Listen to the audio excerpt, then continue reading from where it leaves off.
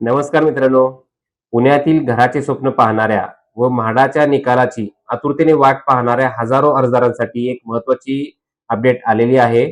जसं की आपण आपल्या प्रिव्हियस व्हिडिओमध्ये सांगितलेलं होतं, की म्हाडाचे सभापती यांनी राज्य निवडणूक आयोगाला म्हाडा लॉटरी काढण्यासंदर्भात एक पत्र दिलेलं होतं, की सध्या स्थानिक स्वराज्य संस्थांच्या निवडणुका चालू असल्यामुळे जी आचारसंहिता लागू आहे, तर त्या काळात सुद्धा म्हाडाला विशेष परवानगी देण्यात यावी, की जेणेकरून म्हाडाला सोडत काढता येईल.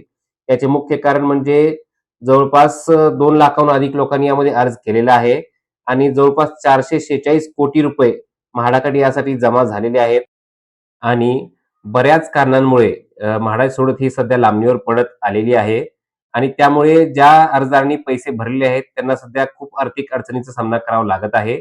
याच धर्तीवर म्हाडाकडून सुद्धा हालचाली चालू आहेत, की लॉटरी लवकरात लवकर काढण्यात यावी आणि त्यासाठीच आता निवडणूक आयोगाला जे पत्र देण्यात आलेले होते, त्याच्यावर सुद्धा एक पॉझिटिव्ह रिस्पॉन्स मिळण्याची शक्यता निर्माण झालेली आहे.